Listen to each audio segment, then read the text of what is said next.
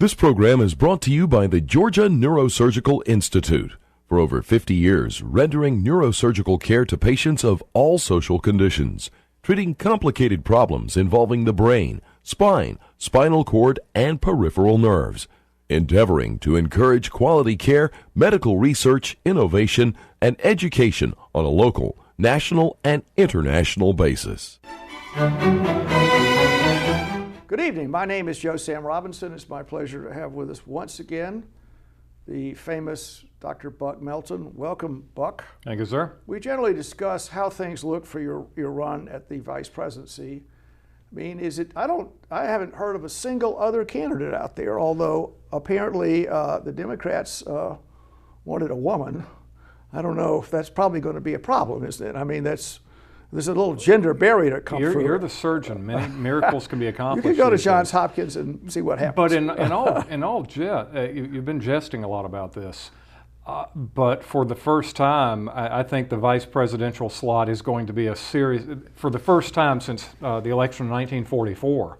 Absolutely. I think that this is serious. The more I look at Joe Biden, the more I think that he couldn't possibly make it through a 4-year term. We had our little discussion on the subject in the Atlantic, and certainly it's referable to his cognitive abilities, which I don't want to make too much of a statement about it, but it does look a little spooky sometimes. That's as much as I'll say about it. Pure age. I mean, I remember in the election of 1980, there was tremendous concern about Ronald Reagan's age. Yes.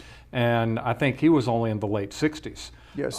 If Biden is elected and serves out even most of his term, he will be in his 80s. Yes, he was. And that's got to be some concern. With a history of earlier aneurysm surgery, subdurals, sleep apnea, there is a lot of issues out there that would of relevance, but that's time for another. It's a point for another discussion. But it certainly is true. You could go right. We've addressed these issues before. The age of the Supreme Court justices, Ruth Bader Ginsburg, in the hospital. Hearing oral arguments. That's right. Apparently from the hospital. Possibly today. being sedated. Yes. Possibly being sedated, at least uncomfortable. She's in the hospital for a reason. Apparently, she's having an infected gallbladder. That could be a painful thing, and that's to be an issue that of relevance. Well, one of the lines is that justice often depends on what the judge has for breakfast, and now we're to the point of justice depends on what the justice had in her IV. So yes, and in general, I mean, we won't go there. But one could imagine the substantial number of high elected officials and people in all branches of government may have some possibilities of cognitive impairment referable to many, many reasons, including medication, little subtle age, dementia, many, many reasons that could be going on, and certainly alcohol is out there. You just mentioned high elected officials. Does this mean that some elected officials could be high? They could be. I take that as an effort at a pun, but I'll let that pass. Is that technically a pun? I want to be or a little word merciful for the audience tonight. A So. little merciful. Well, let us. Was that a pun? Let's think about that. Well, high and high. I mean, is that well, the same too word, ambivalent? just I mean, using in different contexts. So yes, we'd have to parse out what a pun is exactly. Isn't it playing a word?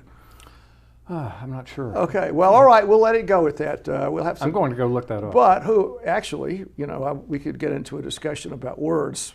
What do words, Alice in Wonderland? Words are your servants, not your masters. So if you want to use a word, however you wish to use it, you could certainly do it and give it your personal spin in regards to its meaning. Certainly mean exactly. And certainly what words have been routinely created. I want to get off this subject, but Shakespeare tossed thousands of words in. Chaucer tossed thousands of words in. Confusion over spelling, meanings, just the amalgam of the language means new words are constantly appearing. The Oxford English Dictionary puts new words in all the time. Or and phrases, the meanings, yes. Such as social distancing. Yes. We're living through one right now. And the meanings change a lot. And it's a subject of substantial confusion with words, because what you think when you use a word, you may think it means one thing, and your audience may think it means another one. based on their past experience. Thus, probing for the truth with language is in some ways a fool's errand.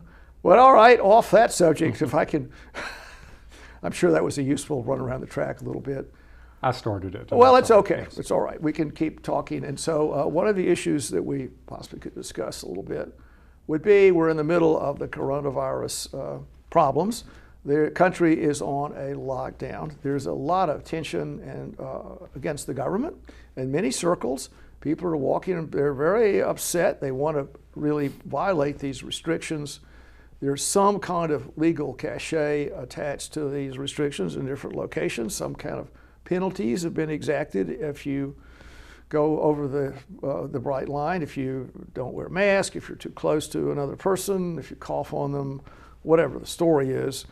And the question to ask is this the wedge to diminish our civil liberties? And maybe I'll, at that point, toss the ball to you in regards to the protection. The law gives civil liberties against intrusions by the government, which presumably have some basis for the intrusion. Right? Comments? Well, yes, and part of it is a question of can versus should. Or will. I think the starting point is, well, as you say, just because you can doesn't mean you should. But and will is a little, to play the word game, it's a little different. Could be. But let's start with the Due Process Clause. And there are actually two due process clauses in the Constitution. One applies to the national government, and one applies to the state governments, and that includes county and city governments, any sort of municipal organization. And they have a very long tradition in Anglo-American law going back something like 800 years. The wording is essentially that the government cannot take away life, liberty, or property without due process of law. I think the first thing to notice is it does not say that the government can't take away your life, liberty, and property. Certainly the government can take away your life, liberty, and property. It can conscript you, it can execute you, it can drop you into a war zone with no expectation that you'll survive. It can decide to widen College Street and say, congratulations, you've just sold your house to... Yes, right. It can do that. So the question is, what hoops must the government jump through? What processes must it follow before it can legitimately do that? And the word is due process. Yes, due process. Yes. Now, there has actually been an attempt in our history to make it absolute, to say that there are some fundamental things that the government cannot do, and this is called substantive due process. And it has had a very spotty history in American law. I think it is generally a very bad concept, a very bad doctrine. It has been used by what you would consider conservative factions in the past. It is used by liberal factions.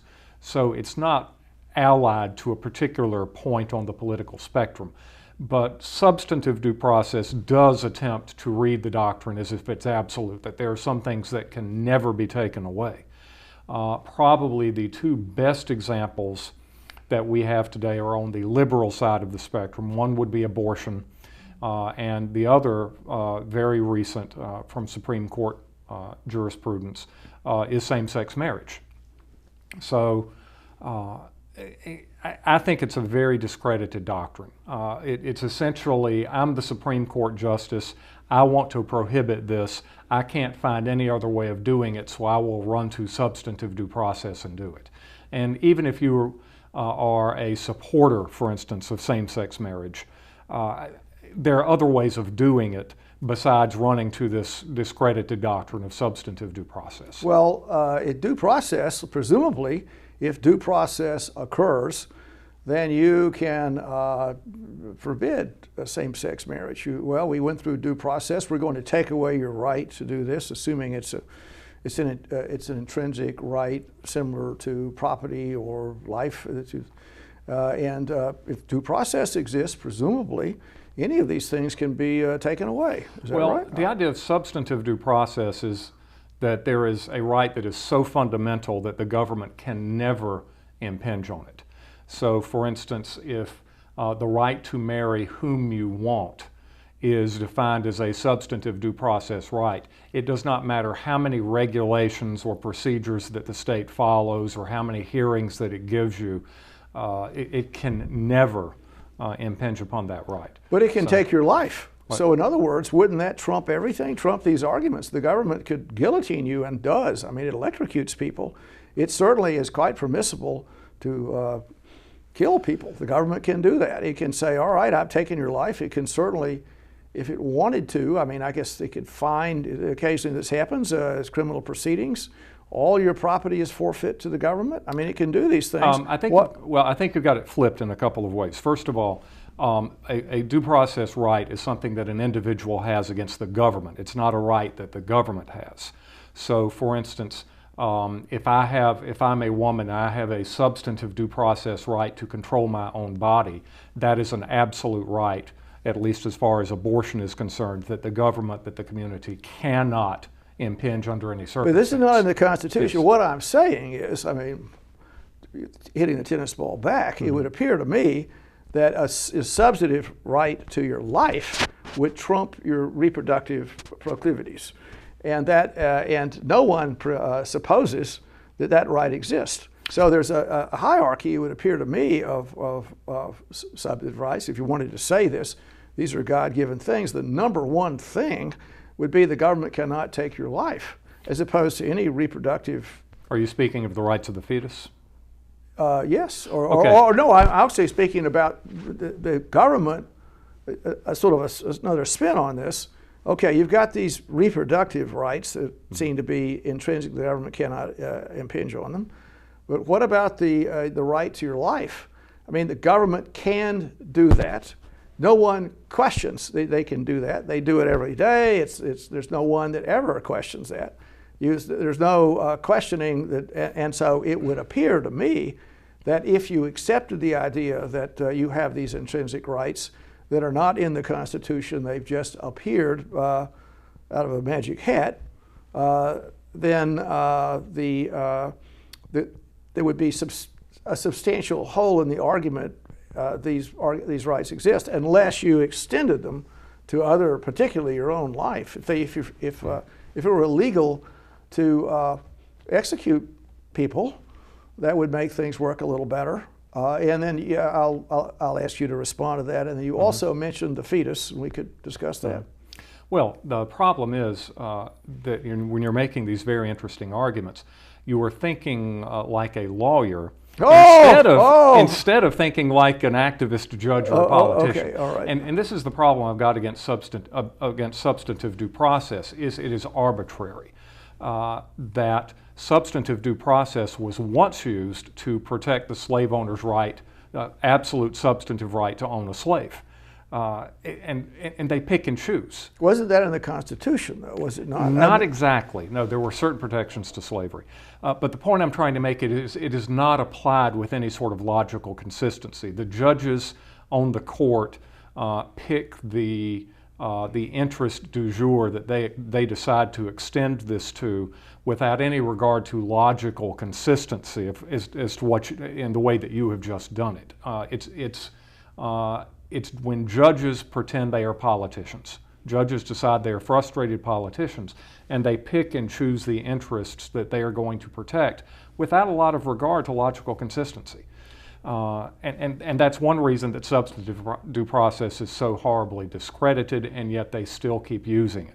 Well, isn't that the judge? I mean, in other words, we have such a difficult world out there, and there's the conflicting interests are more and more in the country, and there are many different cohorts of people that have their own opinions. They're violently opposed to other opinions, and the politicians are unable to easily parse this out in the legislature, and often the legislature and the executive branch are at loggerheads with one another, so it often falls to the courts to be politicians. Yes. And just to go back to the rights have been pulled out of the hat here. After they've been pulled out of the hat, the precedent enshrines those opinions, do they not? Yes. So once the court says, I've decided to do this 5-4, then it is almost like an article in the Constitution. There's a new, since the Constitution is difficult to amend, the Supreme Court seems to amend the Constitution episodically, and then it hatches out new ideas, and the following Supreme Courts sort of try and find a way around. If they wish to, they have to find some other strained logic to defeat the earlier ideas here. Well, there are a few ways of going about it. One would be simply to flatly say, we were wrong, we did it wrong, we understand things differently now. And the classic example of that is, of course, the segregation case of Plessy versus Ferguson that said, yes, separate but equal, you can have separate facilities for different races. And the court did chip away at that a little bit in the manner you suggest for about 20 or 30 years before finally just saying in 1954, no, that was wrong, and we're just changing it completely. Yeah, there are a couple of ways of going about it. I think you use the term amend the Constitution a little bit strongly, because it has always been, as John Marshall once said, it is emphatically the duty of the Judicial Department to say what the law is. And I think it's more than a semantic difference of saying that you've got a formal constitutional amendment on the one hand and an informal constitutional amendment on the other. Because at least theoretically the justices are under the rule of the Constitution. Now, sometimes that hasn't stopped them. And Charles Evans Hughes, who was a justice of the Supreme Court about 100 years ago and later went on to become Chief Justice, once said, the Supreme Court, is under the Constitution, but the Constitution is what the court says it is. And I think that's what you're getting at. But that's a bit jaundiced view. Well, I mean, occasionally the world is jaundiced, Buck. I mean, and actually, I was making the case that the system is almost requiring these political judgments by the courts far past maybe the intentions of the framers of the Constitution. And even I think there's this concept is given a lot of credence by the difficulty of getting an appointment. So people that wish to become a federal judge, and indeed the higher, the more attention attached to it, it's a real trip through hell. I mean, this is not like, well, okay, you're a great guy, you're a smart, or lady, you're a smart person, you obviously do a great job here, you have very judicial temperament, and no, that's not the case. And so the judges come through this terrible watershed, and they almost would expect that they're going to have a partisan viewpoint. Since the process of their approval was so partisan, yeah, it would tilt them toward partisan ideas on the court. And indeed, that seems to be sort of what's out there. At least people point the finger at different circuits, different appointees, and they were rejoined by Chief Justice Roberts saying these are not Obama judges or I don't know, Clinton judges or Bush judges, they're Supreme Court justices. That would be nice if that were the case, but it does appear, I mean, as far as I can tell, that if the venue that you go in, whatever the case is, I don't think you can necessarily expect this is bad to say this, can you really expect a neutral opinion from a judge that's so strongly partisan and has gone through a partisan process and would not be there unless there was a quid pro quo, the judge was going to have partisan viewpoints. And when these cases appear, the judge is going to be so impacted by this process that the ruling will be a partisan ruling. Am I wrong to say that? Is there evidence against that assertion? You are partly wrong against it. Okay, that's pretty good. Yeah, there are a lot of things to unpack there. The first thing is that prior to around the mid-1980s, the judicial nomination process, especially for the Supreme Court, tended to be not very controversial and tended to be not very partisan. That started to change in the mid-80s, at about the same time you saw hyperpartisanship begin to emerge in Congress itself. And I forget the exact election, but I think it was a special election in the House in the mid-'80s when things started getting extremely nasty, and you begin to see this huge partisan divide at that point that we are still dealing with today. Now there were exceptions, of course, but on the whole, you didn't see the huge fireworks that you saw. The big change came with the nomination of Robert Bork, and it was very clear, going back to abortion, which is one of the big hot button issues today. It was perfectly clear that if Bork had been confirmed, that he would have voted to overturn Roe versus Wade. And from that moment on, every single one of these Supreme Court nominations has been like this. But in terms of it being partisan, it had sort of the opposite effect than you suggest. That Bork was a very high-profile candidate. He was on the D.C. Circuit, which is probably the second most important court in the country. He was well published. He made no bones about the fact of where he stood in terms of judicial interpretation, and he got shot down in a blaze of, well, something. Yes. As a result of that, you began to see a tendency of presidents to try to pick potential justices or nominees who didn't have a high-profile track record of publications, to try to sneak in people under the radar, if you would. And a lot of times, especially on the Republican side, that's backfired. That you see the pro-life lobby that has been very strongly allied with the Republicans ever since Jerry Falwell got the moral majority going in the late 70s. I think you can make an excellent argument that the biggest group most responsible for liberal abortion laws today, if you don't like the state of abortion law, has been the Republican Party. Because Republican presidents have said over and over again, oh, I've got a conservative here. Now, he or she doesn't have this great track record, but trust us. Here is Sandra Day O'Connor. Here is Anthony Kennedy. Here is Harriet Miers. As our mutual friend Chicks Miller once said, that if you polled 1,000 of America's top legal scholars and asked them each for 1,000 names of potential nominees to the Supreme Court, Harriet Miers' name would not have shown up on any of them. Yes. And I think it's at that point the Republican rank and file said, no, we've had it. You have said, trust us all these times, and these people you've put on the court have turned out to be pro-choice. Yes. We're not having it anymore. So you get some, John Roberts, Yes. he was supposed to be a great conservative. He ended up voting for Obamacare. He ended up voting for the mandatory birth control things. Yes. You finally get, now you got some strong conservatives. You got Thomas, you got Alito, for instance. You got Gorsuch. But Kavanaugh was once again in a Bork position.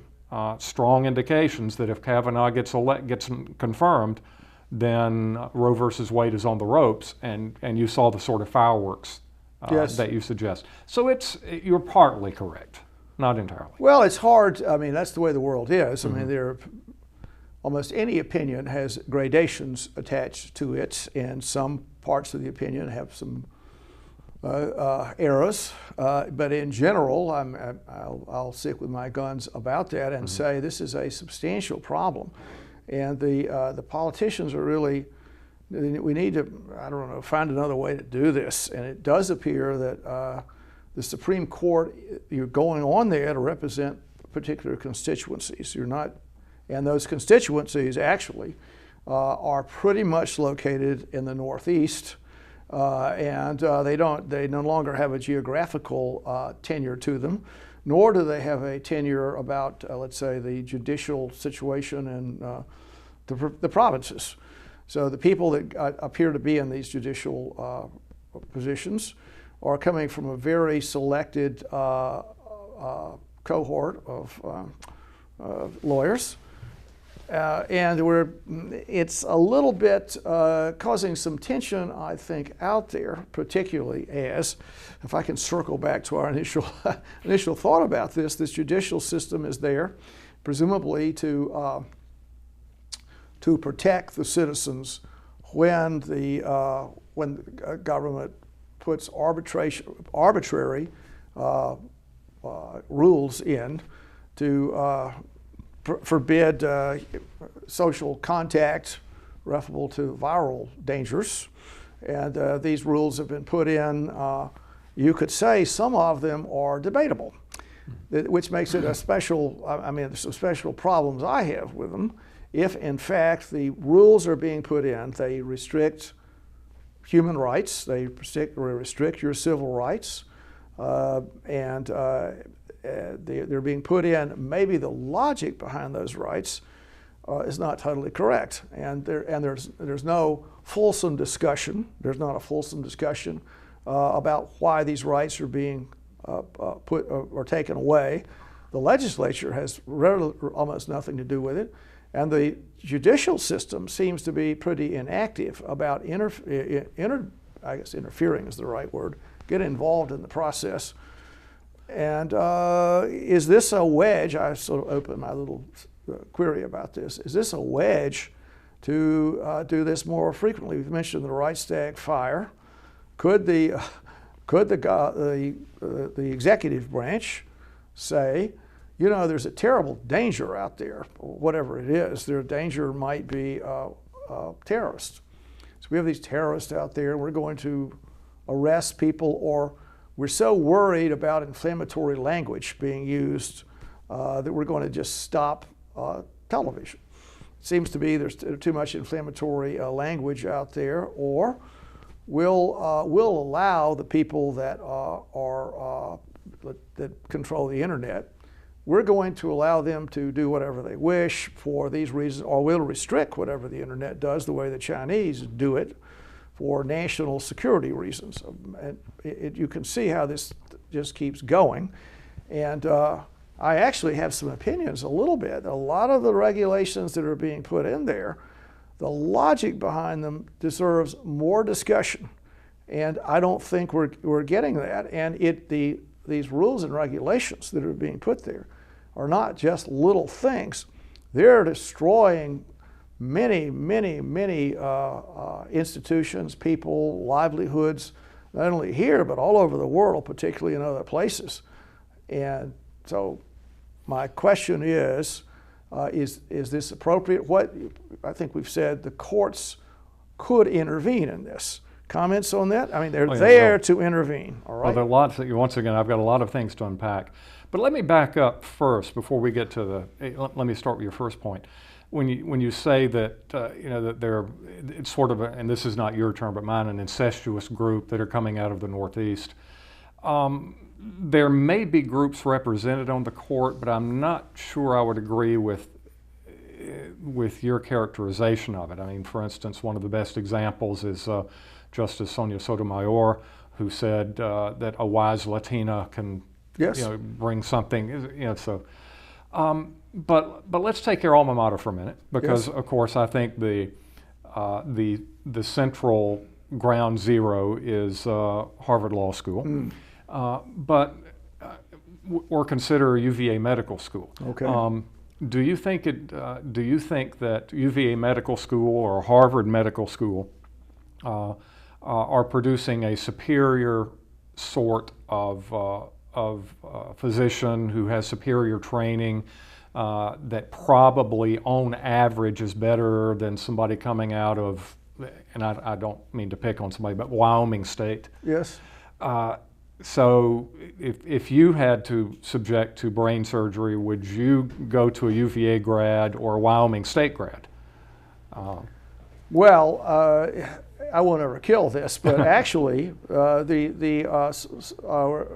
can tell we're going to have to go a longer discussion. Do we don't want to extend? Or? No, well, we could extend. We could keep talking. We could do this. We could just stay with it. All right, okay, now we'll keep going. Okay. So the conversation might well be, the expertise in a certain field, that's one thing. So your ability to be able to quote at random, I don't know, whatever, different law books, or you're able, your neuroanatomy skills are off the chart, and the test that you took you've scored very well on the test, which might be indicative of some kind of cognitive ability. So those issues would traditionally be something that would allow access to a alleged superior education arrangement. However, once these institutions print the people that appear afterwards, they also have certain biases that are inculcated in them, and different opinions and different worldviews, which may actually not reflect reality. And different opinions in a broader viewpoint is often can have its advantages, and that's just the way it is. The structure that's, I would say, for medicine and law is somewhat different. There are differences attached to it, and it's difficult to say everything as to how that process happens. But I would take the subject back to law, and the deal is, I don't think particularly that being a Supreme Court justice requires a LSAT score that's off the charts, nor tremendous knowledge of arcane legal arguments, but it often reflects the common sense of the man on the street, and that's particularly an important issue. And it matches a little bit of the societal tension that are out there, where they're government by experts and decisions made by experts, and that often does well if you want the very best, I don't know, whatever it is, operation, or you want maybe the best patent argument, I could say that, or the best deed that's to a particular piece of property. But when there's subjective opinions that are out there, there's an argument to say we need someone from the middle of America, from Kansas, that grew up on a farm and had his training in Kansas, and knows the whole story about the way that middle America is, because when he winds up in a judicial position, a lot of this has a political patina attached to it. There's political patina, and the viewpoints are of consequence. And what seems to have happened is that I said there's sort of an elite group of people that wind up on the Supreme Court, more or less, and they've jumped through the same hoops. And having said that, however, if you look at the ethnicity issue that's there, and also the religious issue, so that would appear to be fairly one-sided. So, for instance, we're going to put a woman on there. We're going to put different kinds of minority opinions that are going to be representative, and the traditional, I would say, one group that seems to be not so well represented that was traditionally would be Protestants. So I don't know if we have a Protestant member on the Supreme Court now. Maybe there was the new guy on this Kavanaugh. No, he's not. I don't think we have. I believe he is. I thought Kavanaugh was, no, I don't think he is. I'd have He's to a look Catholic into guy. it. You know, he's a Catholic guy. He's a Catholic guy. I don't know if there is maybe Roberts is Episcopalian or something. I don't think there is a Protestant member of the Supreme Court, which is an issue. If you say, okay, this is the traditional way the country goes, and maybe, I don't know, Protestants in Kansas, are they being represented? Whatever their opinions are. And maybe that's not even the right way to do it. But if it's not the right way to do it, it shouldn't be that people go out of their way to get a Latino woman on the court. It shouldn't be part of the process. But if it is part of the process, there'd be a question about the demographic arrangement of the Supreme Court. Yeah. Well, the reason I asked if we could extend this was we need to get to coronavirus at some point. So I'll try to do this quickly, but if you want to stay with it, let me know. I would say a couple of points here. Point number one, and I'm quoting the late Justice Scalia here. I think the important, I'll quote him in a minute. The important thing about a Supreme Court justice, if you want somebody represented from Kansas, go to the legislature. If you want the man on the street, that's why we have a legislature. The court is not supposed to function, in my view, as a legislature. Now, Ruth Bader Ginsburg probably would disagree with me on that. But the reason that you need people with the best training and the fastest minds who are going to come out of those elite Northeastern schools are because the whole idea of an adversarial system is you will have hotshot attorneys, very bright attorneys, making very powerful, very well-reasoned legal arguments. And the justice, if he or she is doing the job as I envision it, has to be able to track these arguments and spot the weaknesses. And that's what you're paying for. And Scalia pointed out, it's not about deep judicial philosophy or thoughts. It's about being able, we hear about the high-profile Supreme Court cases, yes. Right to life or abortion or same-sex marriage or campaign finance reform. But most of the court's cases involve patent and intellectual property, which are extraordinarily technical. So once again, using your man on the street approach, just give me your surgical instruments and let me at them. And, yes, right.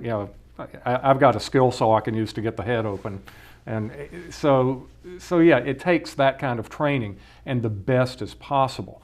And secondly, I will point out that for the last 30 to 35 years, this period of intense partisanship that we're living through, that these justices who are coming out of these elite schools are terribly divided. There is a strong diversity of opinion despite their similar backgrounds and similar schools. The court has been bitterly divided on the big social hot-button issues, which is the exact reason why we saw the fireworks with the Kavanaugh hearings, because the court's been balanced on the knife edge. But to get to the coronavirus aspect, the courts do move slowly, and somebody's rights always get violated. Whenever the government passes a law, somebody's, I won't say rights get violated, but somebody's freedom of action is likely to get restricted. And if you are talking about an idea, that is one thing that traditionally, and I think it's considered the First Amendment, the importance of the First Amendment and freedom of speech, going all the way back to the Catholic Index, to John Melton, to censorship.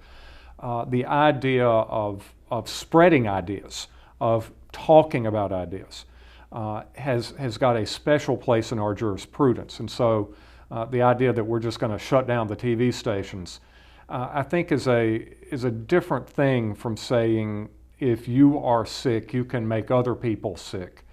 Rightly or wrongly, they're on two different levels. If there is a reasonable possibility that my illness can be transmitted to more than one other person, if we go back to the Arnault phrase or variable that I've actually been doing some research on since our last point, and that's another area. Which specialist should we listen to?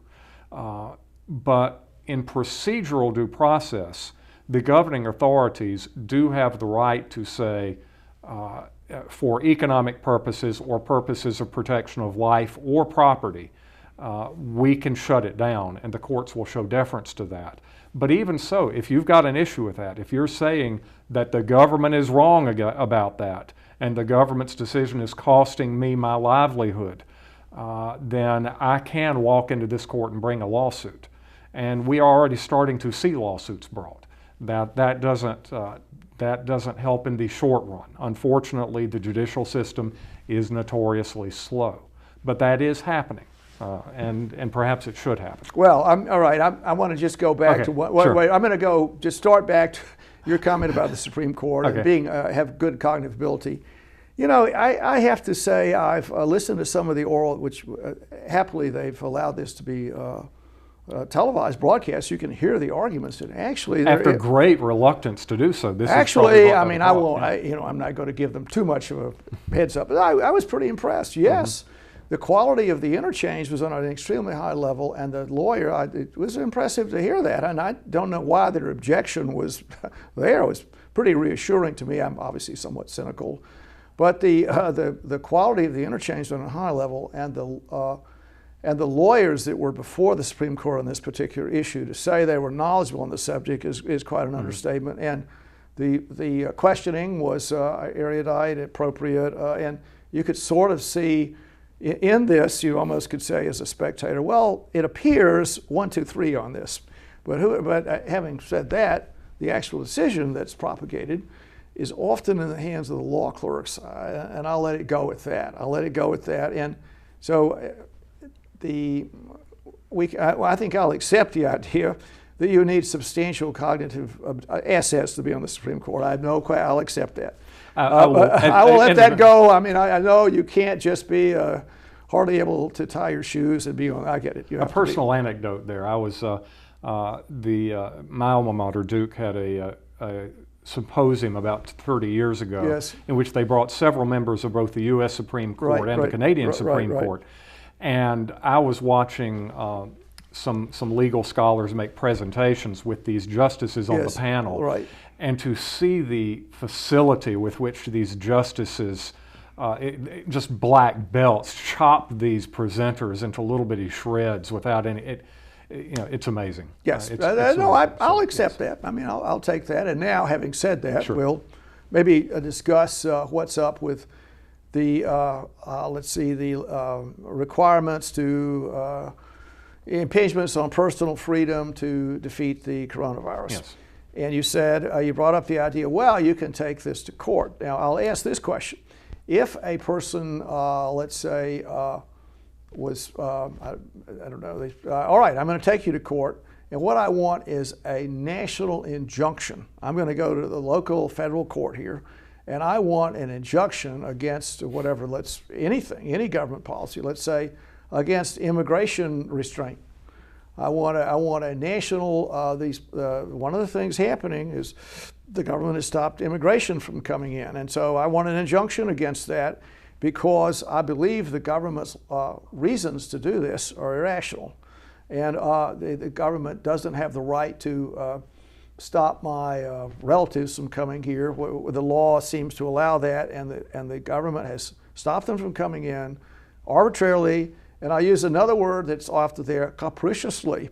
So it's arbitrary and capricious. That seems to be a good legal duo there. It appears often arbitrary and capricious. It sounds pretty, that's a pretty normal language among our legal brethren. But could that happen? I mean, can you just say, let's go through what the policies have been? You could make the case that actually the virus is everywhere. It's all over the place. Everybody has it. The chances of coming in from another country are quite small in doing this. You could just check temperatures on the plane if you came in. Quarantine would not be necessary. Maybe you could say, I don't think quarantine is necessary. The arguments, that's infringement on my freedoms. Comments? Sure. I have to speak in blanket terms because it would depend on what authority is issuing this.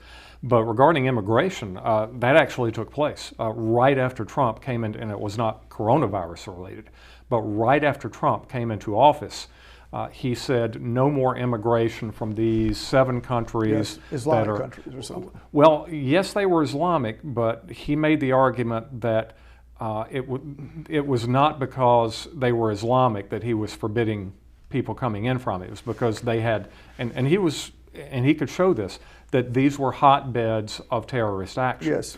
There was immediately a slew of lawsuits. The most famous of one, I think, was in the state of Washington, if I remember. It was out on the Ninth Circuit. And they said, you can't do this.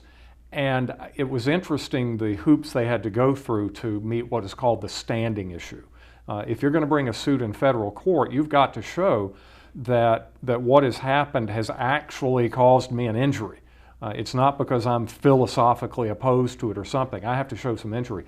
They finally found the plaintiffs who were green card holders here, yes, so they were legally entitled to be here. They had relatives back home saying, I will not be able to leave the country and see them and come back here. Yes. So it was a stretch to get the standing. But the courts, the Ninth Circuit found standing and said, no, Trump can't do this, based on what he said during his campaign, not based on what he said in the executive order. And he said in the campaign, I don't like Muslims and I'm going to stop them from coming here.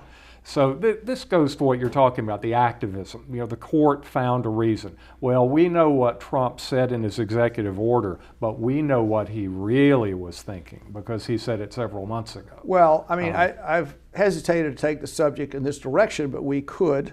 A couple of points from my last little diatribe here. Point number one is seemingly what's happening are these injunctions are happening at relatively low levels in the federal court for national events. That's point number one. Yes.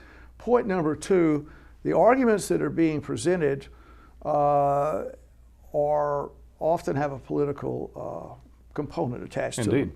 And so what is going on now, and I consider this a terrible tragedy, a very unfortunate set of circumstances, but the political divisions in the country are impacting the way that we're dealing with the coronavirus issue, and it's very distressing to me. I think that's an understatement. So what seems to be going on, it's fair to say this, the Democratic Party wishes the restrictions to be enforced, to stay there, and the Republican Party, led by President Trump, wants to reduce those restrictions. And the argument on each side is, in fact, I considered letting you take the Democratic Party, our Republican, or we'll flip a coin. You could go through the arguments that could be presented on each side in regards to this. So we could say, let's say if I'm a Democratic guy and I want the country to stay on lockdown. I want the country to stay on lockdown. And the reason I want it to stay on lockdown is that I want the country, now this is a rather sinister thing to say, to be in bad situation. I want a 25% unemployment rate. I want houses to be foreclosed on. I mean, I want a terrible situation in the country because I know that if doing that, the Democratic Party can take power.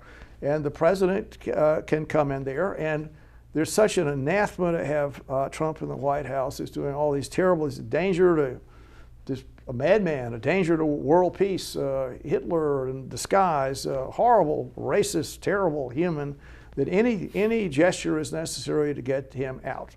And so that's sort of the sub rosa reasoning behind the Democrats' deal. And when they then say this, if you read the arguments that are constantly being presented, the whole basis of their argument is referable to the people that are dying with coronavirus. And if you, for instance, read the New York Times, they have, here are 6 people that have died from coronavirus, and then there's tragedies. These tragedies happen, 1, 2, 3, terrible things. It's a nightmare. They're constantly putting the death rate up, and these are the number of people that President Trump is going to kill if he changes these regulations and opens the country up. These are the number of people that are going to be killed. And in Georgia, so for instance, if restaurants open or whatever, massage parlors, I'm not sure that's open. What do I know? But in any event, the governor is open a lot of things. Horrible criticism everywhere. The death rates are being put up there. The Swedish way of doing things is being ferociously attacked. And the one statistic that's being put up is the death rate. So every day you see this is the death rate, this is the death rate. We want a lockdown that's just going to keep going and going and going and going. And the logic behind this has its difficulties. But if I were presenting the Democratic side, I would say don't take any chances. This is very dangerous. Tragedies happen. If we just we can see the evidence that we just stay locked down longer, everything will be okay. The R naught drops, human contact goes away. Just give it another 6 weeks, 8 weeks. Actually, up to October is probably the good time. It's going to come back. This is going to be a national tragedy, and the government is going to have to just be in control the same way they were in control of the country in 1943. And when they assume this control, they're going to be able to put whatever policies in they wish, whatever the policies, whatever the tax rates are, whatever the issues are with equality. Their voters are, I'm fair to say this, not all, but they generally depend on the largesse of the government. They consider the government's responsibilities and look after them, make their life better as much as it can do it, open opportunities. And so that would allow all of their programs to go through. So if it were January next year, the country's been ravaged. This is like Franklin Roosevelt coming in, and the New Deal, 100 days, we're going to open. Well, you could say that may be what's going on, and to criticize the Republican viewpoint, you could say that the way they're doing this is quite disconnected. They're trying to open the country up. They're nervous about having blame attached to them. They're restricting information. They're using these press conferences as a bully pulpit, mostly to espouse their political identity and to charm the voters and to present the idea they're on top of the situation and to ally themselves with intelligent people, and then to make all the claims of the good things they've done. So that seems to be a major ambition of the Republican Party. So you have this situation, not in the country's interest, where the rationality is not being put out there. And so a person that wished to present a rational viewpoint about what to do, there's no real way to accomplish that because the decisions are being made in an isolated fashion by the executive branches in different states with no real interchange. There's not, we're doing this, why are you doing it? Well, the reason I'm doing it is because of all these deaths that happen. Well, are these deaths the true death rate? Why do you say these? These are the numbers. These are the death rates. Well, really, well, why do you say that? Well, anybody that has that has a diagnosis of coronavirus is considered to have died with it. So many people have coronavirus. Okay, well, how many people in these death rates were 6 months away from death under any circumstances?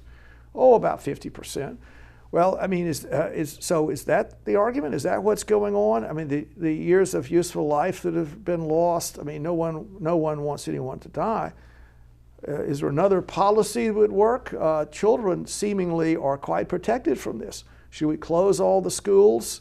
Well, we've got to close the schools, or if a young person died from this, I mean, it would be a political catastrophe, even though that's not rational. So the argument just keeps going like this. The strategy that's out there might not be correct. Is it 6 feet or 12 feet? There's an argument to say it should be 12 feet. What happens if the whole cost of this? What is this cost? What is there ought to be the death rate is on one side. On the other number, these are the people that have died because of these regulations put there. The death rates have been astronomically increased in New York City from other causes like heart attacks, cardiovascular deaths, up 800% since this has been put in. People don't come to the hospital. The cancer treatments are being held up. People that need medical attention are not getting it. So a huge number of deaths. So on one hand, the coronavirus deaths, the deaths caused by this policy, and another number should be the extraordinary decrease in the national GNP, the amount of debt the country is assuming to put these policies in place, the psychological damage, and then finally, the world damage that's occurring here, the world damage that's taking place. The 8 billion people on the planet, there are at least 2 billion people out there that are not getting enough to eat, referable to these policies. And hunger is stalking the earth. The 4 horsemen of the apocalypse. I mean, they're out there, and this is being caused by a policy that's being propagated upon the American people without any kind of appropriate, let's discuss this conversation. Instead, we're getting these sort of ukases are coming through from different political groups. And not only that, in different states, we're seeing different policies. So we have this chaos of the opinions and policies that are being put before the American people. The one thing that has hatched out of this, which was time for another discussion, is fear. The great fears that have been generated by these politicians. Extraordinary fear. The fear that you're going to just drop dead if you walk outside. I mean, if you see a person, your chances of dying are astronomical. In fact, for healthy young people, these chances are quite small, very small. If you look at the deaths that occur for influenza every year in the world, 500,000 to 600,000 deaths in the world referable to influenza. The total death rate, as best we can determine it now, is 250,000. Every year in the U.S., or in the world rather, 53 million people die.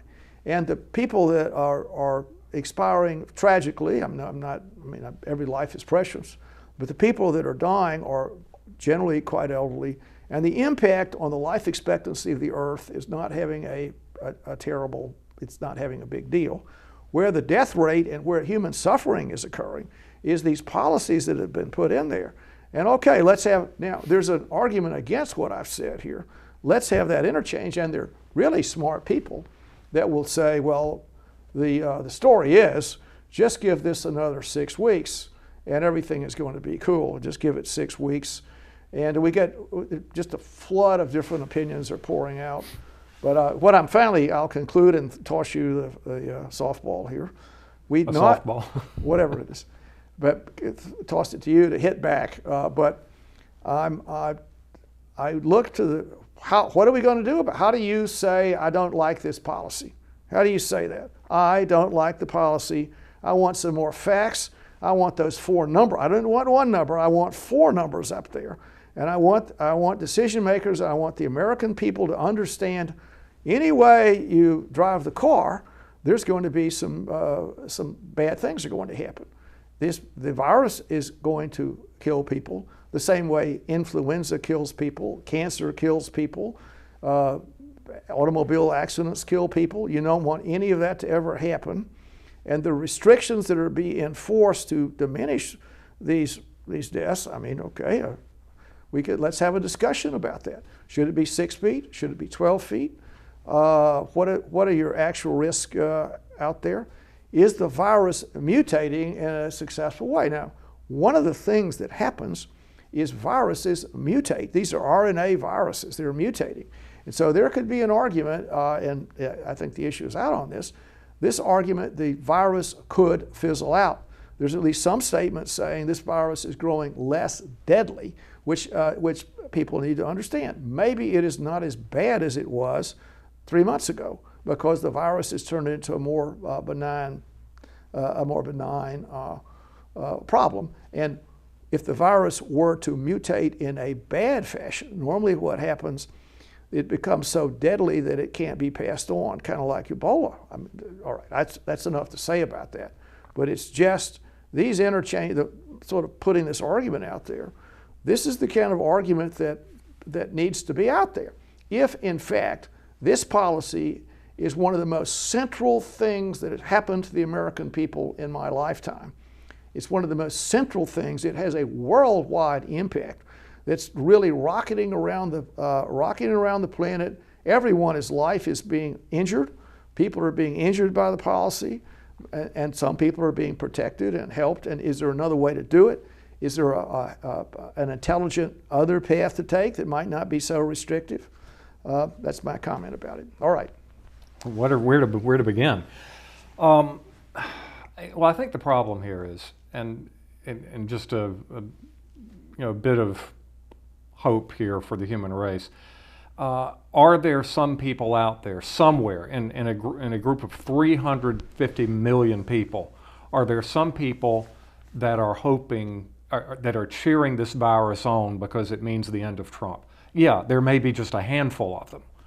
My hope is that the great majority of people who are opposed to Trump are not like that. So, be that as it may.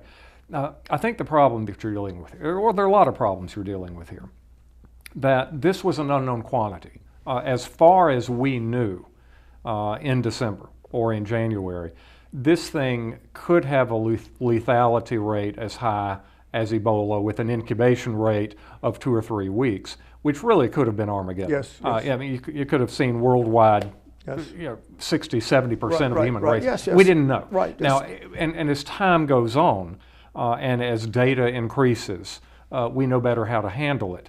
But the point is, as you say, nobody wants anybody to die. Nobody, and Right.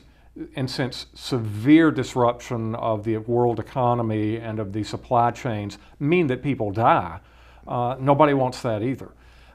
You've got to make hard decisions. You've got to make them with insufficient information. You've got to make them quickly. Yes. And sometimes you guess wrong. Yes. And if that happens, you try to find the people who guessed wrong, try to figure if it was due to incompetence or just bad luck, and if it's incompetent, vote them out. The problem of federalism. You've got 51 jurisdictions in the United States, not counting Virgin Islands or Guam or whatever. You could even up that if you're saying individual cities can do curfews or whatever. And that's going to lead to a disjointed response in a very short time frame.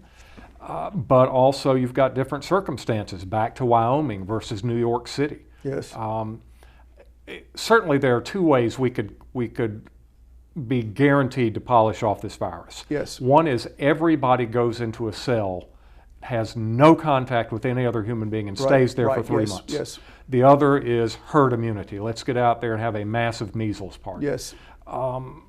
One might work better than the other. We don't know in February which one will work better, which one will cost the least number of lives. Even in May, we're not sure, and it may differ depending on whether in Wyoming or New York City. Yes. So I think reasonable people can reach reasonable, different conclusions on this, and it's got to be done quickly. If there is a serious, massive overreach, and we haven't heard about this, you're right. We haven't heard about a lot of court cases because, all right, so Kemp says, I'm a hairdresser, I can't go to work today. If I go to work, will I be arrested? I have heard of some isolated events of arrests, but I think they're noteworthy because they've been so isolated. And also, if I've got a real problem with it, it is incumbent on me to file the lawsuit. That may not be fair, but that's the way it does. The courts, as Hamilton said in the Federalist, the courts are the least dangerous branch. That's debatable. But one of the reasons he gave for saying that is that the courts don't get to legislate on their own initiative. They can only sit there and wait for somebody to come in the door and bring them a case. Yes. I've not followed a lot of cases here, but that's certainly able. Your Honor, my business is very low margin, it's very low profit, and if you close me down for more than 2 weeks, I will go out of business. Yes. This is a due process violation. I want an injunction. Yes. I haven't heard about a lot of those cases. Well, I mean, actually, you make a good point, Bucky. I think you made some excellent points here. So, point number one is, okay, who knows what's going to happen? We just have to do whatever we have to do. Okay. Just as, all right, and the way the government is doing that is they're playing the fear card a lot. So they're trying to do this or whatever. And more information is, yes. The media is playing the fear card because it sells papers or the that's modern equivalent. That's a rather good point, isn't it? Yeah. So that's another good point, is that political policy is often directed not by rational appraisals, but by lurid events that seem to strike the viewer or the spectator impressively. Look at this, whatever it is, this wild chimpanzee is, attacked a small dog or whatever. I don't know. It's a pretty lurid thing. Okay. Oh, Remember I want to the Maine. I mean, it started a war. Blow something up or whatever. Here the corpses being tossed in the fire pit. So that's right. So the media is really out there playing its role and the combative role. So the media is selling papers and trying to make money. I will say the New York Times, they've had a tremendous increase in their circulation, particularly their online circulation. Hundreds of thousands of new people are just because that's their constituency, are rushing in to get information that has a liberal patina attached to it. I mean, I read the New York Times. I mean, it's part of, it's reasonable to do it, many reasons to do it, but their viewpoint is to the left, and they're sort of, in some ways, you could say, playing to their base. Certainly Fox does that, and CNN, they're sort of play to their base. They get subscribers, they get the people that own the media, they get money. The people that work there get money, they get bonuses, and so the idea is you're getting this terrific, I guess, emotional struggle about what's going on, and actually out of that, a correct policy, it's hard to hatch. I'll accept the idea that, okay, you had to do something. Now, I mean, I've made this comment, it's quite irritating to me. There are obvious things that need to happen very quickly to diminish the stress the country's under. And the testing is absolutely, totally, 100% inadequate, 100% inadequate. This should be a national, because of the extraordinary world harm taking place, this needs to be a national priority far past whatever I've heard these politicians discuss. Well, we're going to have 1 million tests out there next month. There are 350 million people. That is utterly inadequate. So to start with, we need good tests, and we need hundreds of millions of these tests. And people need to be able to get the test, in an hour, whatever, and just go about their business. Well, I'm okay. Everybody is okay. I had the test. There's some false negatives, false positives. I'm going to get another one in 2 weeks. Every 2 weeks I'll get one. And then if you instituted that, there'd be a tremendous amount of information that could be harvested. We've got artificial intelligence. We've got the ability to do something. This should be a national mission, and this requires, in my opinion, a national government arrangement on this. This is what needs to happen. We need to put some kind of huge idea out there right now to try and do something in regards to when it's safe to move around and when not to. Now, the other thing that's out there is we know they'll need a huge serology exam. The problem is these tests that you talk about, they're nasopharyngeal, and it's painful to do it. I heard the report, well, young child's 4 years old, is going to be tested for this, and we're going to just keep the child in isolation. Maybe he's got a temp, maybe, okay, fine. It's going to take about a week to get the test back, and it is, I can't imagine how hard it was to do this. You've got a child, the child is jumping around, you're trying to put something in his nose, and even the best of people complain about it. If you saw President Trump and Vice President Pence discussing how unpleasant it was, it's really hard to get back, and it may not be positive, but the rapidity of tests, lots of tests, plenty of tests every 2 weeks. You're going on an airplane trip, do that. Everybody's had the test 2 weeks ago. Here's my card. Put that system in place. If it's positive, then we get a serology test, and we also try and understand what's happening with the virus, how deadly it is or not deadly. There's so much we don't know about it.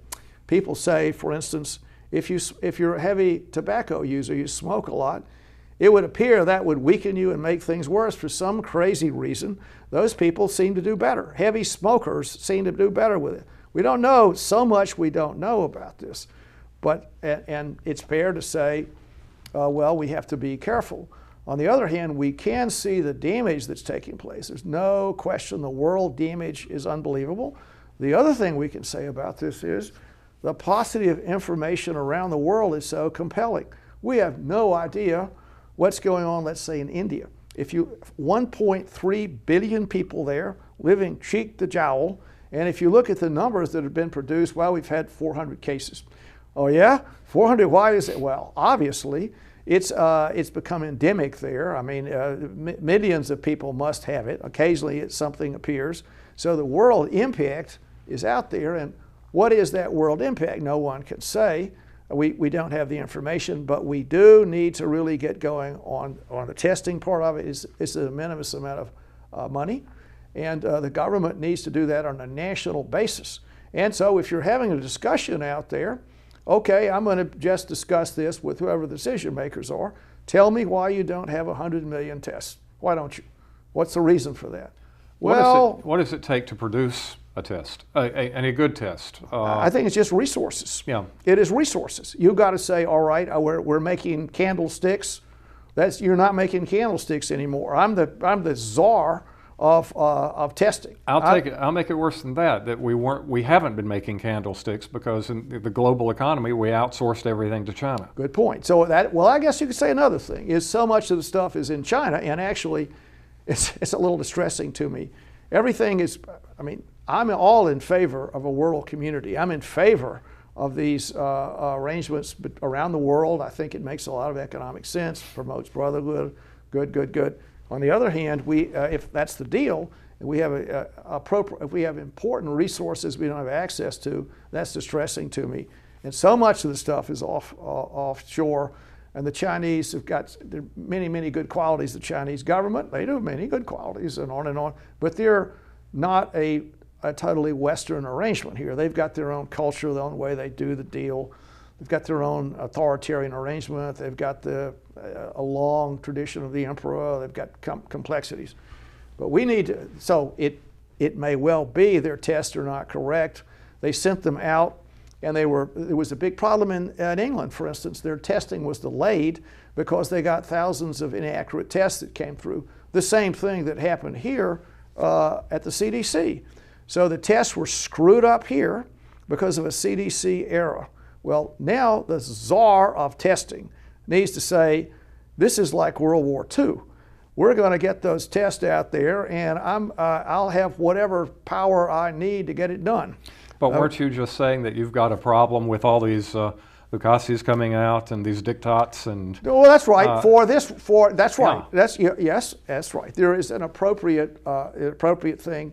Getting tests, however, is not a restricted. It's a solution to, I won't say save the world, but it is a reasonable thing to do with relatively little impingement on the world. That's right. You're now an ER doctor. No more neurosurgery. Yes. You're going to be doing 80 hours a week until further notice down in the ER. Right. Yeah. And we have done this for the public good. You will now be treating corona cases. Yep.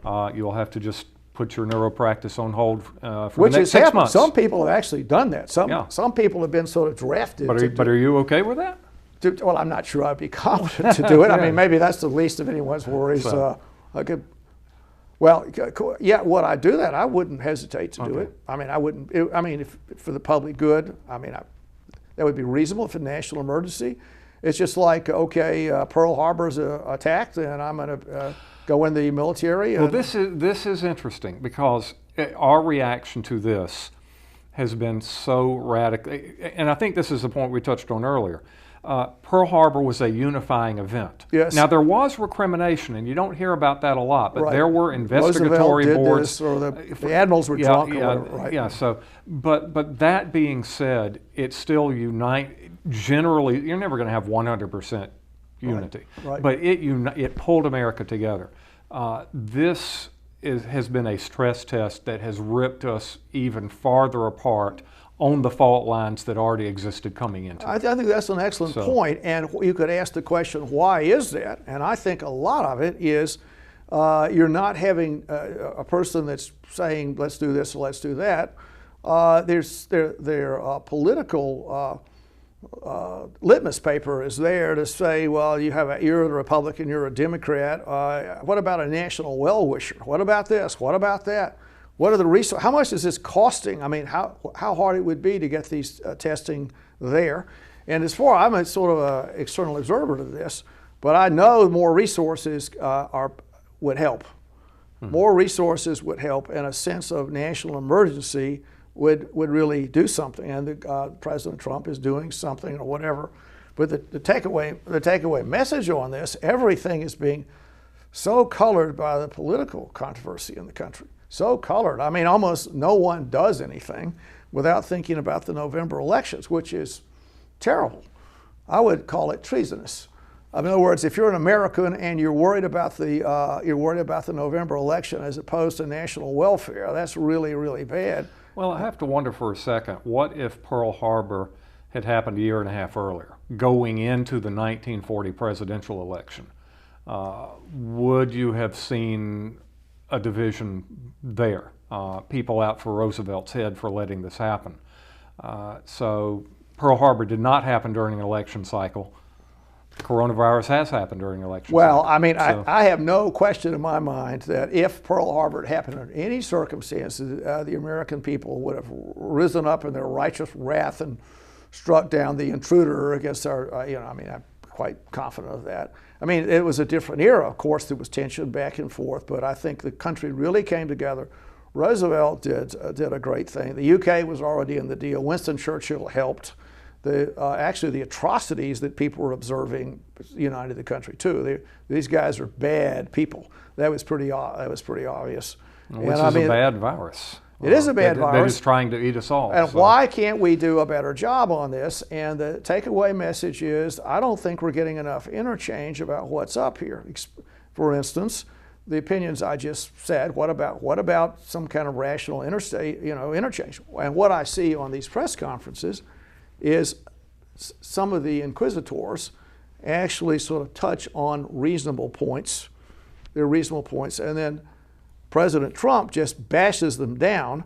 And and I see the point. It's a sort of gotcha game there in the press room, but because of the tension in the room, reasonable opinions can't be talked about. The other thing that's of consequence here is I think the whole legislative branch is totally out of this. I mean, if you have is there some kind of committee to ask this question? I don't think there is. That's saying, okay, we're the legislature. We're going to, since you've utterly changed the world, and you've just doing this and that. I mean, occasionally we might approve some money you requested, but what about the arguments about what you're doing, and what about the 4 numbers I requested just now? I mean, has anyone done that? And I haven't heard a peep out of what's going on with the world death rate. I haven't heard a peep about, really almost no peep, out of the 2 billion people out there that are getting destroyed. I haven't heard a peep, or not much of a peep, out of all the people that are dying now because of deferred health care arrangements. And the other thing is out there, the amount of resources that are going, you could make the case, is this the correct use of resources? I really want to push testing. That's what I want to push. But a lot of the resources are going into building up new hospitals, or getting enough respirators, so to speak. At the same time, closing hospitals. For instance, in Macon, Charter Northside is pretty much closed. This is amazing. Please, well, I mean, no, remarkable. and the takeaway message is the hospitals are half full. People are being laid off. American health care is just all the afflictions that humans have are on the back burner, awaiting the appearance of this coronavirus nightmare. It's a terrible thing. Nobody wants it to happen. I want everyone to live. Everybody wants that. We want everybody's protected and safe, and I get all that. But the rationality of the decisions are somewhat conflicted. So if you say, why has this happened, let's say in the American healthcare system? Why are we doing this? What's the reason for it? Well, someone has propagated the models. So we have models out there, and it's determining a lot of these issues out here. So what would a reasonable, and this is my comment about it, if you're in a decision-making deal and you want to look at I'm whatever I am, but executive of some type, I want a model that tells me what to do here. Okay, here's one model. Well, I don't like one model. I want 10 models, and I want them summated. And I don't think that's happened. We're not summating 10 models. We have one model out there, and many of the assertions that go into these models are quite erroneous. And then one of the things we've discussed before, the major issue out there is the R0 number. So when people say, here's the way they do this, they say the R0 number is, this is the number you have, if it's 1, you pass it on to 1. If the number is 2, then it's going to be an exponential increase, 2 to the 4, 2 to the 8, so it'll just go straight out of the world. If the number is 0.5, the virus will disappear. And that's the logic behind what's up here. So that's the whole raison d'etre of what these policies are. You restrict everybody, and it's quite rational, isn't it? And this is traditional epidemiology. There's nothing This is standard operating procedure. Standard operating procedure. Are there different methods for calculating R naught? Yes. I mean, there's ground for disagreement there. Of course there is, okay, but I mean, there are different ways, and so probably one is the R naught. The other, these are other issues with it, is how the transmissibility of the virus. And so there are other variables that go into this. So for instance, if you're trying to transmit this to a person that has a very they have a lot of nasal hair, let's say that, they screen the viruses, they cough, they do this, and actually getting the virus implanted is a little tougher for some people than others. If you're comatose and you're not coughing or breathing, or you're sedated, you're going to be an easier target. So the infectability of it is an issue. The other deal is how well the virus can live on different surfaces. There are many variables in that. The heat, in the summer, what's up. Many numbers are attached to this. So finally, what I'm getting into is there's a lot of variability in the models. And so if model 1 says you're going to have, 10,000 hospitalizations in this community, and you're going to have to close all your hospitals and deny care to people because of the model, then the model needs to be corrected very quickly, and the nuances of the model need to be understood. So the model basically is going with deaths. So we have fewer deaths, this and deaths, but the story is that if you really quarantine nursing homes and you put a huge amount of resources into that, where at least 50% of the deaths that are happening, or well, that's too high of a number, but many people would say it's 50%. It's been said that in Sweden. You really focus resources on that. You tested everyone. Maybe you could make things tremendously better. So maybe this is the wrong policy, but this is the kind of discussion that needs to take place. And when those models are in error, the American people need to understand what happened. Because if they're allowing their lives to be impinged upon, just their whole life is being altered, people are going bankrupt. Horrible thing, I'm not getting my stent. I needed to go to the hospital to have a test. I'm worried about it, and I can't get in the hospital because it's closed, or this is a common story. My beloved wife is in the hospital with some terrible problem. I can't get in to see, I can't see my beloved family member because I've been locked out. I'm weeping at home. All these things are happening referable to these models. And so if the models are not, if they're off base, there needs to be a big discussion about that. So when people are up there and they're going through the models and the way, if you stare at this, what's happening, this is the model, we had 80,000, 90,000. Nobody says these deaths are happening in nursing homes. These are people over 80 years of age. Those deaths that Governor Cuomo talks about, 88% of them are people over 70 years old that are, many of them are in nursing homes that have a tremendously reduced life expectancy. So the total amount of useful life being lost with this policy comes up to one number, and maybe that's a number that should be considered. Death's a terrible thing. I don't want to do anything to anyone, but if you're a decision maker, that's one of the things to brood about. And the Swedish policy needs some more attention. They kept their economy open. You can compare that with Denmark's situation. They closed their economy. The Swedish death rate is much higher than the Danish death rate, a lot higher. And they're saying, well, we didn't do well in the nursing homes, but nevertheless, many times higher. What are the figures on what can we call it, the collateral death rate in Denmark, the cardiovascular incidents? That's a big question, and so getting those numbers is difficult. But that's one of the things that decision makers should demand. We should demand, let's say in New York City is a good example. As far as I know, the death rate has doubled in New York City, doubled. It's twice what it was, and the coronavirus deaths account for only half of that. So there's been a huge, and people are saying, particularly I think with a political objective, to say the reason that's out there is all these people really died with coronavirus, but we didn't count them because we didn't quite get the test done. But there's a there's a major issue out there. But so there ought to be that discussion. This is what happened. These are the number of people. And if you look at the statistics, as far as I know it, in New York City, where all those thousands of deaths have taken place, about 1.6% of them have happened just a young person being struck down with no comorbidities. No one likes that to happen. I mean, I don't question.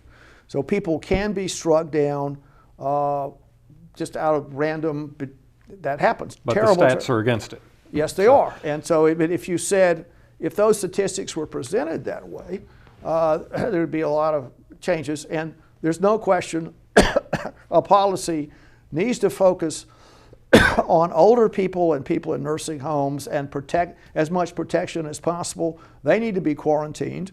They need to, people that enter nursing, every single person in a nursing home needs to have a mask on. There needs to be lots and lots of attention, restricted visitations, ultraviolet light to whatever it is to sterilize the place. All the attention needs to go there as much as possible. Okay. Well, to back up to that, you talk about the different models.